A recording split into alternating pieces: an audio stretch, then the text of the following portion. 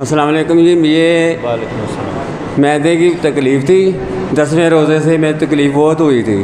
میں نے ڈاکٹری علاج بہت کرایا، نہیں آرام آیا۔ آج تیسرا ہفتہ ہے ادھر آیا ہوں تو میرے 4-6 گولیاں کھاتا تھا، اس سے آرام ہے۔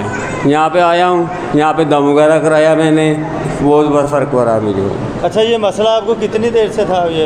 یہ 10ویں روزے سے مجھے ذرا تکلیف تھی۔ تو آپ نے کوئی رپورٹیں وغیرہ بھی کروائی تھی اس کے بارے میں؟ ہاں جی، رپورٹیں وغیرہ کرائی تھی تو ڈاکٹروں نے کہا تھا آپ کو معدے میں نا زخم وغیرہ ہے۔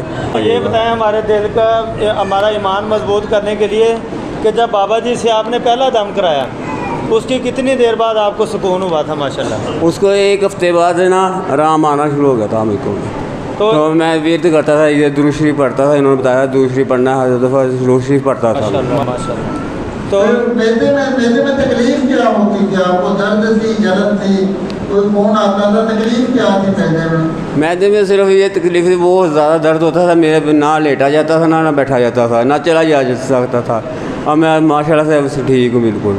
درد ہو رہا؟ نہیں، اب کوئی نہیں درد ہو رہا مجھے۔ وہ درد تکلیف جو پہلے ہوتی تھی اب نہیں ہے؟ نہیں، اب نہیں ہے۔ اچھا، تو اب آپ ہمارا یقین پکا کرنے کے لیے، ہمارا یقین پختہ کرنے کے لیے آپ کیا نصیحت کرنا چاہیں گے؟